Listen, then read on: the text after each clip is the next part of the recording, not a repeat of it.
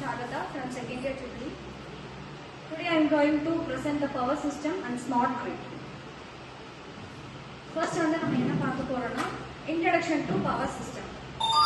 Power system சொன்னது யாருக்காவது ஏதாவது ஐடியா இருக்கா?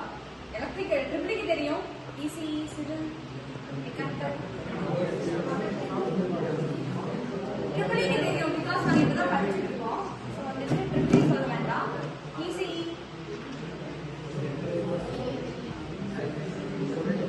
any idea? இல்லையா? மொத்தம் 5 ஸ்டெப்ஸ் இருக்கு பவர் சிஸ்டம்ல. ஃபர்ஸ்ட் ஜெனரேட் பண்றோம். நெக்ஸ்ட் என்ன பண்றோம்னா அதுல இருந்து எங்க போகும்னா ரிசீவிங் ஸ்டேஷன் போகும். ரிசீவிங் ஸ்டேஷன் வந்து எங்க போகும்னா சப்ஸ்டேஷன் போகும்.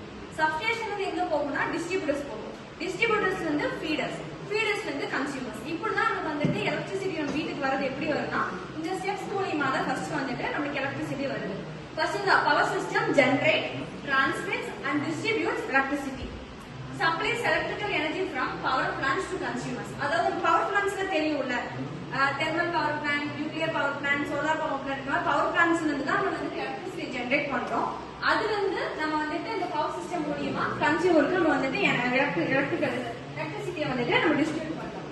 நெக்ஸ்ட் வந்துட்டு இந்த பவர் சிஸ்டம் வந்துட்டு நம்ம டெய்லி லைஃபோடைய ஒரு பேக் போனா இருக்கு அப்படின்னு சொல்றாங்க.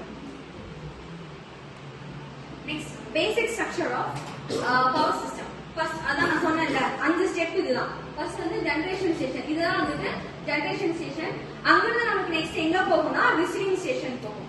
இந்த ஜெனரேஷன் ஸ்டேஷன் வந்து ரிசீவிங் ஸ்டேஷனுக்கு நடுவில் இருக்கிறது தான் பிரைமரி டிரான்ஸ்மிஷன் அப்படின்னு சொல்லுவாங்க. அந்த லைன்ஸ் அந்த நம்ம ரோட்ல எல்லாம் இருக்குல்ல அந்த லைன்ஸ்லாம் இருக்குல்ல டிரான்ஸ்மிஷன் லைன்ஸ், அதெல்லாம் என்ன சொல்றாங்கன்னா பிரைமரி டிரான்ஸ்மிஷன் லைன் சொல்றாங்க. நெக்ஸ்ட் ரிசீவிங் ஸ்டேஷன் வந்து நெக்ஸ்ட் எங்க வரும்னா சப்ஸ்டேஷனுக்கு வரும்.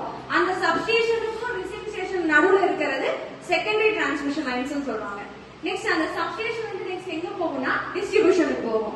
இந்த ரெண்டுக்கும் நடுவில் இருக்கிறது என்னன்னா பிரைமரி டிஸ்ட்ரிபியூஷன் சொல்லுவாங்க. நெக்ஸ்ட் டிஸ்ட்ரிபியூஷன் வந்து எங்க இடையில எங்க போகும்னா ஃபீடர்ஸ். ஃபீடர்ஸ்னா நமக்கு அதாவது கன்சியூமருக்கு வந்துட்டு நம்ம என்னன்னா எலக்ட்ரிசிட்டி பாஸ் பண்ணுவோம்ல அதை வந்து ஃபீடர்ஸ்னு சொல்லுவாங்க. நெக்ஸ்ட் இந்த டிஸ்ட்ரிபியூஷனுக்கும் கன்சியூமருக்கும் நடுவில் இருக்கிறது வந்து செகண்டரி டிஸ்ட்ரிபியூஷன் அப்படின்னு சொல்லுவாங்க. Next power generation. அதாவது நான் சொன்னேன்ல நம்ம இந்த பவர் பிளான்ட்ஸ்ல இருந்து தான் வந்து நமக்கு என்னென்ன பண்றோம்னா பவர் ஜெனரேஷன் பண்றோம். ஃபர்ஸ்ட் வந்து thermal power plant. Thermal power பிளான்ட்ல எதுலெல்லாம் பண்றாங்கன்னா நேச்சுரல் கேஸ், ஃபியூயல், கோல் இதெல்லாம் வந்து எலக்ட்ரிசிட்டி வந்து ஜெனரேட் பண்றது thermal power plant. Next hydro power plant தெரியும், நம்ம வாட்டர்ல இருந்து ஹைட்ரோ பவர் பிளான்ட் பண்றோம்.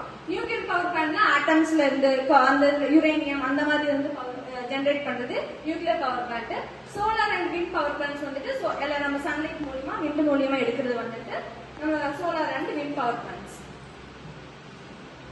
நெக்ஸ்ட் வந்து டிரான்ஸ்மிஷன் சிஸ்டம்.